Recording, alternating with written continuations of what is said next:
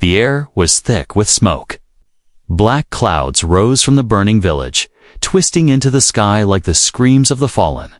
Fires still crackled in broken homes. The wind carried the smell of ash, melted metal, and something worse burnt. Flesh. Cole, a human scavenger in his late 30s, stepped over a collapsed wall. His boots crushed pieces of glass and scorched wood. He wore a dusty coat and a scanner over one eye, searching for anything useful tech. Wires, energy cells, anything. Left behind, this was an alien village. A peaceful one. Or it used to be now. It was silent. Too silent. He walked deeper into the ruins. All the valuable things were probably already taken. But Cole always came late after the soldiers left, after the looters ran. That's when things of real value remained, hidden beneath rubble or forgotten in fear. Suddenly, his scanner beeped. A small red dot. Movement. Life. Cole stopped. He knelt beside a half-crushed building. Its wooden frame blackened, its roof fallen in. Then he heard a tiny voice. It was soft, like a whisper fighting through the smoke. Help.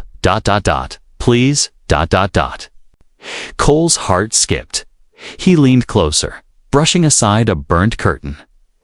There, beneath a slab of metal, lay a small alien child, no older than 5. Her skin was pale blue, her eyes glowing faintly like tiny moons. She was covered in dust, her clothes torn, her fingers bloody from trying to dig.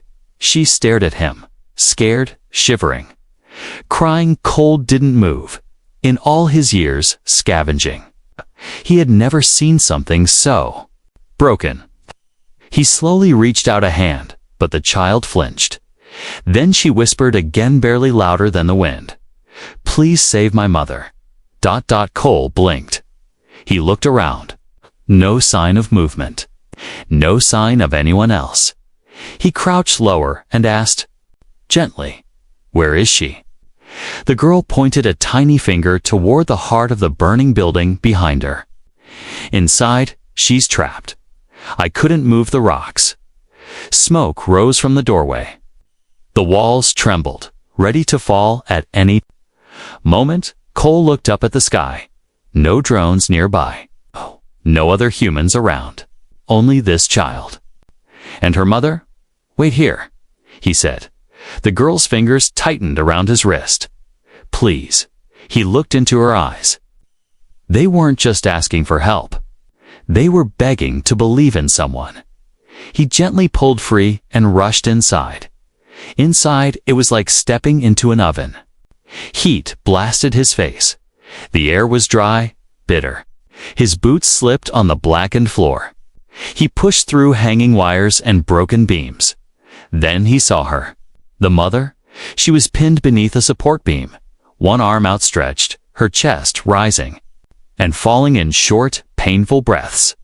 Her body was bruised, bleeding, but her eyes were open, glowing the same moonlight color as her daughter's. She saw him, tried to speak, coughed instead. Cole knelt beside her.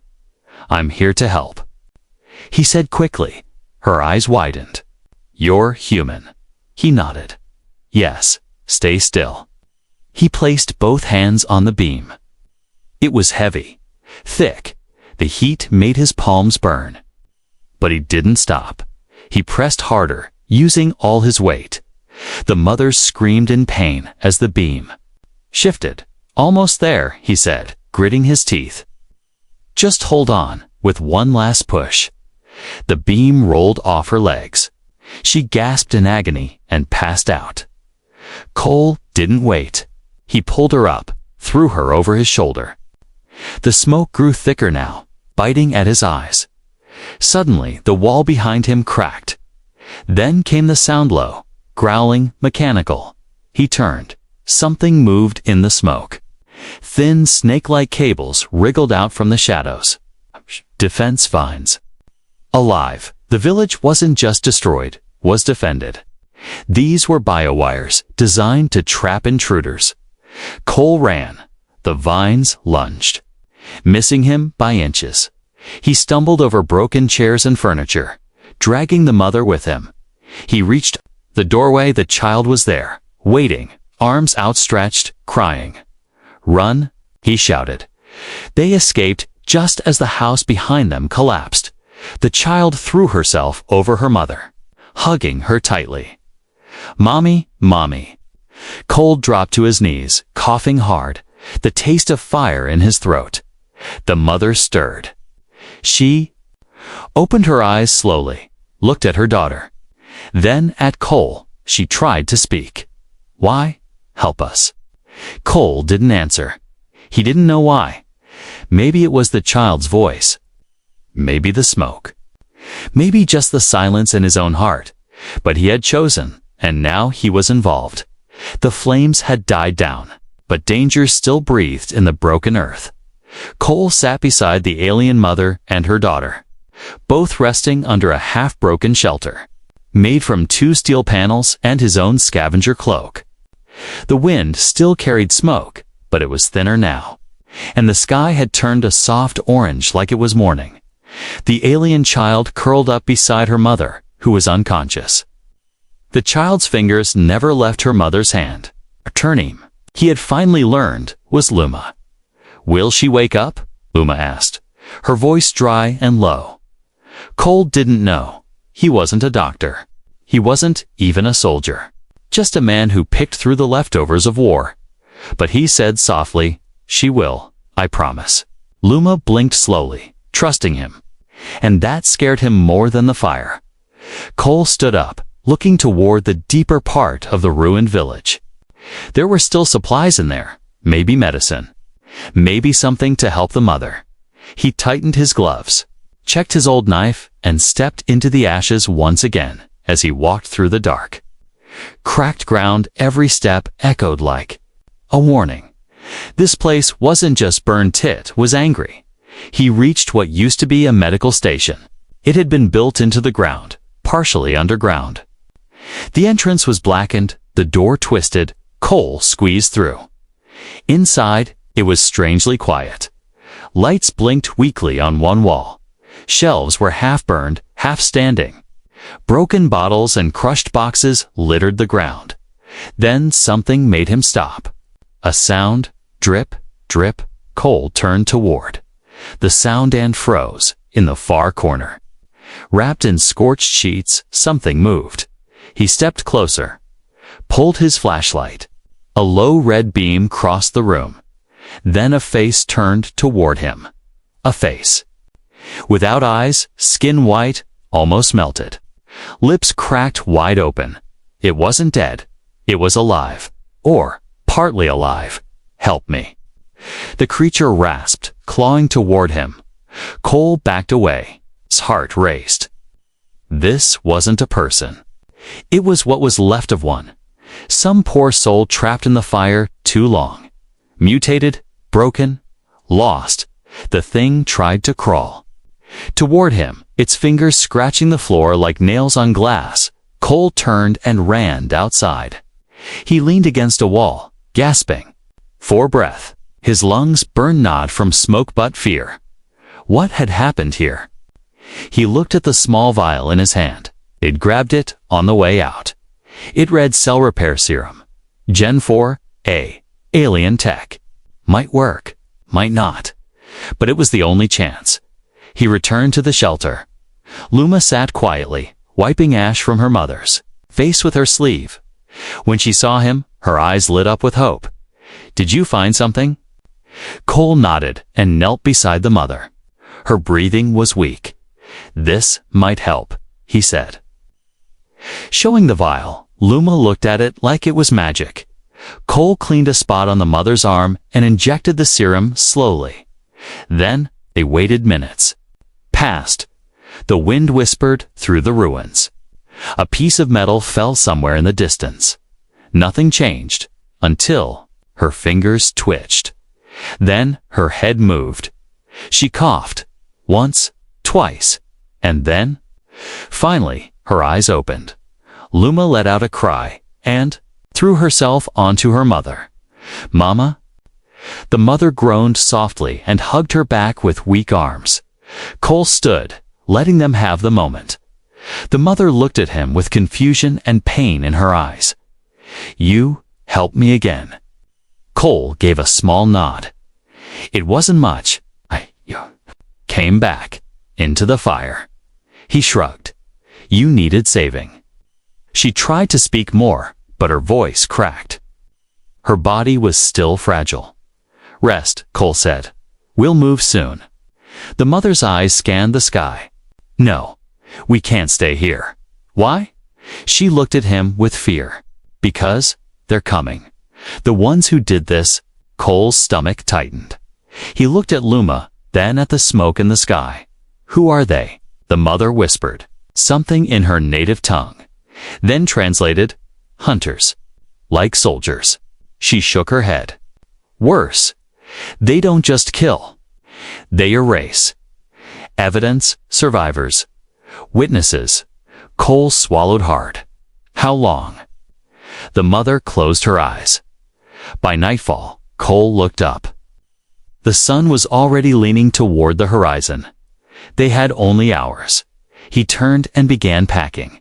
"Can you walk?" He asked her, maybe with help. Cole lifted her carefully, and Luma held onto his side. They began moving toward the mountains beyond the village. There was an old human shelter there, abandoned for years. Maybe it still had power.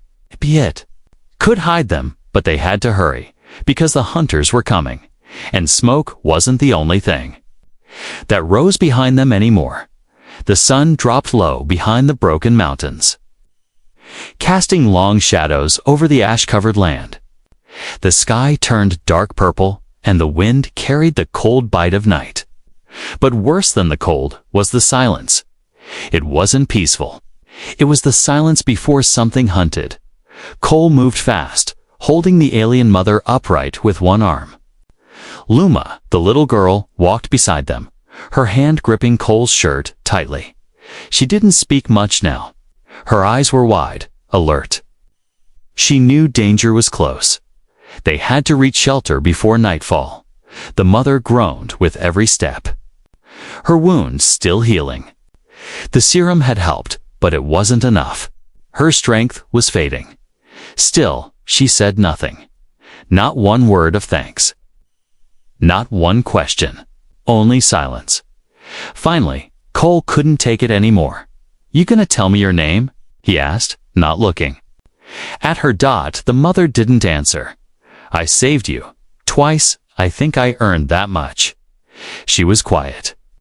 Then finally, her voice came soft and tired. "Virea." Cole nodded. "I'm Cole. The girl's got lungs, but you're quiet as death." Virea looked at him, her alien eyes sharp despite her pain. "I don't trust humans," she said coldly. Cole raised an eyebrow. "Yeah, you're leaning on one right now." She winced, then whispered, "Only because I must." Cole chuckled dryly. Typical. He'd rather die proud than live with help. Virea didn't answer, but her fingers curled tighter around Luma's hand. They reached a small villa place Cole remembered from his scavenger maps. An old bunker built by early human settlers. It was half buried now, overgrown with vines and moss. But maybe the power still worked. Cole pried open the rusted door. It creaked loud, like it hadn't moved in years. Inside was darkness. Thick. Cold. Dead. He clicked on his shoulder light, revealing a narrow hallway. Metal walls lined with storage crates and peeling paint. They stepped inside. Safe for now, Cole found an old cot and helped Virea lie down. She winced, her jaw clenched tight. Luma curled beside her mother, not speaking. Cole checked the power panel. It blinked once, then faded again. No juice. He muttered. He sat down on a crate nearby and opened his pack, pulling out some dry rations. Virea watched him from the bed. Finally, she asked, "Why?" Cole looked up. "Why? What? Why did you help us? You could have walked away." "You should have." Cole stared at her. "Maybe I should have." Vera narrowed. her eyes. Then why didn't you? Cole didn't answer for a moment. Then he said, because she cried. He nodded toward Luma. She didn't ask for war or fire. She just wanted her mother. Vira's eyes flicked down to her daughter, sleeping quietly now. She spoke again. You're kind. You burned our cities. You broke the treaties. And your kind invaded our mining colonies and poisoned half our moons, Cole replied, his voice sharp. For a moment, there was only silence between them. Then Virea whispered, so why are we talking like we're not enemies? Cole leaned back. Because maybe we're not. Not anymore. The door suddenly creaked behind them. Cole jumped up. Knife in hand? Nothing. Just wind pushing against the outer hatch, or so he hoped. Later that night, as Luma slept and the wind howled. Outside, Vera finally spoke again. I was a soldier once, she said softly. Cole looked over, surprised. I was captain of a medical cruiser. We helped the wounded both sides. Cole listened. They said I was too soft, that I had no loyalty to the cause. She smiled bitterly. When the firestorms hit my village, they didn't even come for me. They left me and my daughter too. Cole's voice was calm. That's why you don't trust anyone, she nodded. I trust no one but her. She looked at Luma. She's the only reason I didn't let myself burn. Cole sat quietly for a long time. Then he said, you should know. Someone's coming for you. Someone dangerous. Virea's face tightened. Yes. The hunters? Why? She closed her eyes. I carry something inside me, she said. Something they want. Cole leaned forward. What is it? She didn't answer. Is it a weapon? No. A code? Data? No. Then what? She looked at him, eyes full of fire and sorrow. Hope, she said simply. I carry the last hope of my people inside me. Before Cole could ask more, the emergency scanner in his pack blinked. One red, ... then two, then 5, ... moving toward them, fast. Damn, Cole said. He grabbed his pack and stood. They've found us. Vera sat up with pain, holding her side. Cole looked at her. Can you run? She shook her head. I can't. Leave her. Cole picked up Luma gently, cradling her in his arms. Then he looked at Virea. Then I guess I carry you too. She stared at him in shock. You'd risk yourself. Again, Cole smiled slightly. I told you, I'm not like the others. Outside, the wind screamed louder, and the hunt had begun. Darkness fell. Completely, the stars above were cold and silent. The bunker felt smaller, now tight, like a metal coffin buried in dust. Cole stood near the broken doorway, knife in one hand, flashlight in the other. Luma slept in the corner, her head on her mother's lap. Vera sat against the wall, trying to stay calm, but her eyes never left the shadows. They both felt it. Something was coming. The air had changed, colder, heavier, like a predator. Breathing down their necks, suddenly a soft whir cut through the wind. Mechanical, sharp, close. Cole whispered. They're here. He turned off his flashlight. Silence returned. Then clang. The metal door above slammed shut. Cole's heart dropped. He stepped toward the stairwell, slowly. Carefully, then stopped. A glowing red light blinked above the bunker entrance. A drone's scanner eye dot, and then, without warning, boom. A small charge exploded against the door. Dust fell from the ceiling. Luma screamed and clung to her mother. Vera grabbed her close, shielding the child with her own body. Cole ran to the panel near. The hatch, dead, no power. No way to lock the inner door. Another explosion shook the bunker. This one closer. 2 minutes, Cole muttered. Maybe less. He reached into his pack and pulled out a small Cuba pulse mine. One of the last from his scavenger days. He tossed it to Virea. Stick that to the hallway wall. Don't press the center until I say. Virea caught it, her hands trembling. What will it do? Blind them, he said. For about 8 seconds. She nodded and crawled to the hallway. Cole took position beside the inner entrance, pressing his back to the wall. He counted his breaths. 1, 2, 3. The door burst open with a metallic hiss. A long shadow slid into the hallway. A hunter drone, tall, black, insect-like, its legs clicked against the floor. Its red eyes scanned the room, searching. Cole whispered, now. Click. The pulse mine flashed blinding white. The drone screeched, sparks flying from its scanner. It shook violently. Cole didn't wait. He lunged forward and sliced the drones. Neck joint, sparks.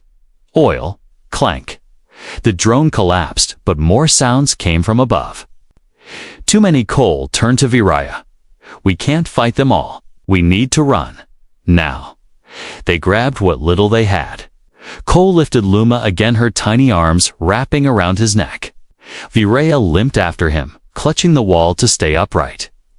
They exited through a hidden tunnel at the back of the bunker. It was old, half collapsed, but still usable. Cole led the way, flashlight on again. This leads to the cliffs. If we make it past the gorge, we can lose them. Behind them, the screech of metal filled the air. Drones had entered the bunker. And they were following fast. The tunnel opened into open space, rocky terrain under the moonlight. Below them, a wide gorge cut through the land like a deep scar. Cole spotted an old bridge, just cables and broken planks, swaying in the wind. Great, he muttered. No other way, Viraya asked. No time. They rushed to the bridge. Cole stepped onto it first, testing the wood. It creaked, but held. He took Luma across, one careful step at a time. Behind them, drone eyes blinked in the darkness, red and hungry. Go, Cole shouted. Viraya followed, teeth clenched, limping. Hard, halfway across, the wind picked up. The bridge swayed, then zap. A drone fired a shot. It hit one of the bridge ropes. Snap. One side of the bridge tilted. Viera screamed. She slipped, dangling by one hand. Cole grabbed Luma and dropped her gently on the other side. Then he turned. Reached out Viraya. She looked up at him, hands slipping. Don't let go. He shouted. Her eyes locked on his. He lunged forward and caught her wrist just as she fell. Their arms strained. His feet dug into the wood. She dangled over the deep gorge, nothing below but wind and death. He pulled with everything he had. And finally, she rolled onto the wooden boards. Gasping, they made it across. Behind them, the drone stopped at the edge of the bridge. Too narrow. Too risky. But Cole knew they wouldn't stop. He pulled out his last grenada. Small EMP charge. He tossed it at the base of the bridge. Boom. The explosion shook the rocks. The bridge collapsed, crashing into the gorge below. The drones didn't. Followed. Not tonight. They found a shallow cave and rested inside. Safe for now. Vera was breathing hard, her face pale. You didn't let me fall. She whispered. Cole sat beside her, arms around Luma. Didn't plan to. She stared at him, eyes unreadable. You risked everything. He gave a tired laugh. Not the first time. Vera looked down. I was wrong about you. Cole raised an eyebrow. She nodded. Not all humans are monsters. He smiled softly. And not all aliens are enemies. Luma looked between them and asked, Does that mean we're friends now? Cole chuckled. Let's survive the night first. But deep down something had changed. Not just in their situation, but in their trust. The morning light was soft, but it did not bring peace. Cole stood just outside the cave, watching the sun rise over the ash-covered hills. His eyes moved slowly across the horizon, looking for movement. His knife rested in his belt, and a cold wind brushed past his face. They had survived the night. But something still felt wrong. Inside the cave, Viaria leaned against the wall, her arm wrapped around her daughter. Her face was pale, too pale, and sweat glistened on her forehead. Cole stepped back in. "You don't look good," he said, crouching next to her. Viaria tried to smile, but her lips trembled. "I've felt worse." Luma touched her mother's face. "She's cold." Cole opened his pack and pulled out a small scanner. "Let me check your vitals." Viera hesitated. "You're not a soldier anymore," Cole said gently. "You need help? Let me." Finally, she nodded. Cole scanned her arm, then her chest. The screen flickered. His eyebrows pulled together. "That can't be right," he muttered. "What is it?" Virea asked, her voice thin. He showed her the screen. "It says there's foreign energy inside you. Not natural, not infection. Not tech either." Virea closed her eyes and whispered something in her language. Cole sat down beside her. "What's inside you, Virea?" She didn't answer right away. Then finally she spoke. "A long time ago, before the war became hopeless, our scientists created something," she said quietly. "A last attempt to survive. A seed." Cole tilted his head. "A seed. Not a plant. A living energy. A kind of ancient code. Older than my people. A force that can awaken old bloodlines." Cole frowned, still not following. Viraya continued. "It was sealed inside a willing host. A mother. Someone strong, with a child. That host was me." She looked at Luma. "When I became pregnant, they placed it inside me. It bonded with me, grew with my daughter." Cole looked at her, stunned. "You're carrying something? Living, inside your body." She nodded slowly. "Yes, it's sleeping, but it can be awakened." "Awakened to do what?"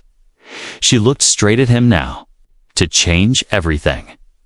Cole stood up, pacing. "Let me get this straight. You've been hiding from the hunters. Not just because you're a rebel, but because you're carrying some kind of ancient alien power inside you. And if they catch you, they will extract it and use it to control what they couldn't destroy." Cole's voice dropped. "And what happens to you if they take it?" Virea looked down. "I die." Luma suddenly clung to her mother, crying. "No, I don't want you to die." Virea hugged her close. "I won't, little star, I promise." Cole sat down again, breathing hard. He stared at the ground for a long time. "You should have told me," he said. "I couldn't trust you," Virea replied softly. "And now?" She didn't answer, but the silence was her reply. Cole looked at her, then at the little girl in her arms. "We need to get you somewhere safe," he said. "Some place where they can't reach you. There's nowhere left," she whispered. "There is," Cole said. "A hidden human station. Old. Buried in the storm belt. No one goes there anymore, not even patrols. I found it on a map years ago." Viraya blinked slowly. "You would take us there?" "Yes," he said. Why? Cole looked at her. "I've seen too much death. I've lost too many things. If what you carry can fix even a small part of this broken galaxy, then I won't. Let them take it." Suddenly, dash, boom. A distant explosion shook the ground. Cole grabbed his knife. He rushed to the cave entrance and looked out. Black ship flew low over the hills, sleek, fast. Its engines screamed like dying birds. A second blast hit a nearby ridge. They weren't searching anymore. They were burning everything. "They found us," Cole whispered. He ran back inside. We move now. He helped Virea stand. Her legs were weak, but she forced herself upright. Luma held both their hands tightly. They moved down the narrow path between rocks, staying low, avoiding open spaces. But the ship circled back. It stopped mid-air, just above the cliff. The wind howled, and then it landed. Cole pulled the others behind a rock. The ramp opened. 3 figures stepped out, tall, armored, shiny. Black like oil, the hunters. But behind them came someone else, a human, clean, well-fed, cold eyes. He wore a high-ranking badge. Cole whispered, Colonel Vance. You know him? Vera asked. Cole nodded. He used to be my commander. He sold secrets to both sides. Got rich while people died. Vera's face turned hard. He's here for the seed. Cole gripped his knife. No, he's here for you. The cave had vanished behind them. Now they hid in the shadow of a rock formation, watching from above, as Colonel Vance and the 3 hunter drones moved through the burned valley. Cole stayed low, his body pressed to the stone, heart pounding. Virea crouched beside him, one arm around Luma, who stayed quiet but trembling. Cole whispered, He's searching. He knows you're close. Virea's face was pale but calm. Then let him find me. Cole blinked. What? She looked at him, eyes full of sadness. I'll surrender. Maybe he'll let you and Luma live. Don't be stupid, Cole snapped. He won't spare anyone. He's not that kind of man. I won't let my daughter die, Vera said, and I won't let you give up. Cole growled back. Their eyes locked. For the first time, neither looked away. Below, Vance raised his arm and spoke into a communicator. His voice echoed. Off the stone walls, Virea. I know you're here. Stop hiding. We only want what's inside you. Luma gasped softly and buried her face in her mother's side. Vance continued. Calm and cruel. If you come now, we'll make it quick. The girl won't suffer. Cole's hands tightened into fists. He whispered to Virea. We need to move. There's a canyon trail to the north. If we make it there, I can draw them away. Virea shook her head. No, I'm slowing you down. You know it. I also know we don't leave people behind, Cole replied. She looked at him again, studying his face. Then she asked quietly, Why do you care so much? Cole was silent for a moment. Then he answered, voice raw. Because once, I didn't. He took a deep breath. I was on a supply run during the last days of the war. Found a wounded alien boy hiding in the wreckage. He couldn't speak. He was bleeding, but he looked at me. The same way Luma did. Virea watched him closely. I walked away, Cole said. Didn't want the trouble. A week later, I saw his body displayed by soldiers, hung as a warning. His voice cracked. I never forgot his eyes, Virea whispered. So this is about guilt.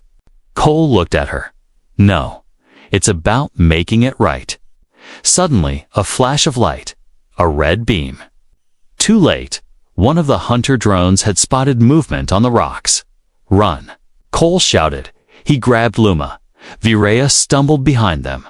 The rocks exploded behind them as a drone fired. Cole darted down the narrow trail, sliding through gravel, dodging falling stones. But then Vance's voice rang out again. Cole. He stopped, turned. Vance stood a few meters away. Weapon drawn. The drones surrounded the path above. Cole put Luma down behind a large boulder. Stay there. Don't move. Vera stood between Luma and the enemy, her body shaking but her stance firm. Vance lowered his weapon slightly. You always had a soft heart, Cole. That's why they threw you out. Cole narrowed his eyes. I see you're still doing your dirty deals. Vance smirked. This isn't personal, just business. Hand her over and I'll forget I saw you. Cole didn't move. Vance continued. You could be rich, safe, respected. Isn't that what you want? Cole stepped forward slowly. Vera's eyes widened. Don't, she whispered. Cole raised a hand to Vance. What do you want in exchange, Avi? He asked. Vera's heart stopped. Was he betraying them? Luma stared at him in shock, tears already forming. Vance smiled. Smart move. Cole, you're not a hero, you're a survivor. He pointed at Vera. Bring her to me. The girl, too, if you want the full payment. Cole nodded slowly, then turned and knelt beside Luma. She flinched. Are you giving us away? He looked into her eyes, whispered softly. No, I'm going to end this. He turned sharply, pulling a small EMP blade from his belt. Vance's eyes widened too late. Cole threw the blade, and it pierced the nearest drone's power core. Boom. A burst of light and the drone collapsed. Cole rushed forward, tackled Vance to the ground, punching him hard across the face. Stay down, he growled. Another drone fired, but Varea stepped forward and held up her palm. From within her chest, her skin began to glow. Blue light. Ancient power. The second drone froze. Confused by the energy signal, Cole took the chance to leap at it and jammed a metal rod into its eye. Crack, it fell backward. Twitching, the last drone prepared to fire. But Varea stepped in front of Cole. I'll stop it, she whispered. No. Cole grabbed her, but her body glowed brighter from her skin. A ripple of ancient force burst forward. BZZZMM. The drone was thrown backward and smashed. Against the rocks, dead, silenced. Cole dropped to his knees, exhausted. Vance lay unconscious. Beside him, bleeding from the mouth, Varea collapsed into Cole's arms. Luma ran to her, crying. Mama. Cole held them both close. It was over. For now, Varea looked up at him with weak eyes. You chose us. Cole smiled faintly. Yeah, I guess I did. She touched his chest. You're not like the others. He looked at her. I don't want to be. The wind howled across the empty ridge. Smoke drifted through the air from the broken bodies of the hunter drones. Sparks flickered from their cores, but they no longer moved. The battle was over, but the danger was not. Cole sat with his back against the rocks, holding his side. Blood soaked through his shirt, but he didn't care. His eyes stayed fixed on Varea, who lay beside him, breathing slowly. Her skin still glowed faintly with the ancient energy inside her. Luma rested in her mother's arms, her head on her chest. She didn't cry anymore, but her little hands didn't stop shaking. The silence after the fight was louder than the explosions. Varea opened her eyes and looked at Cole. You're hurt, she whispered. Cole gave a tired smile. Just a scratch. You lost a lot of blood. He looked up at the darkening sky. I've lost worse. She stared at him. Why are you like this? He turned to her. What do you mean? You had every reason to walk away, she said, and every reason to betray us. But you didn't. Cole took a deep breath, wincing. Because I've walked away before, and I still remember the faces. He looked at Luma. She deserves better. Varea sat up slowly, her body weak but alive, the seed inside me. It's starting to wake up. Is that good? Cole asked. She nodded. It's responding to something. To you? To this moment. Cole raised an eyebrow. Me? She smiled faintly. Hope spreads where sacrifice is made. That's what the old ones believed. He chuckled. Sounds poetic. Oh? She said. It sounds like freedom. Suddenly, a distant sound echoed across the sky. Engines, low, powerful, approaching fast. Cole grabbed his scanner. A small ship. 1. Signal not hostile. He stood up with effort and pulled a flare from his pack. He lit it and held it high. The orange smoke rose into the air. Above them, a dark shape grew larger.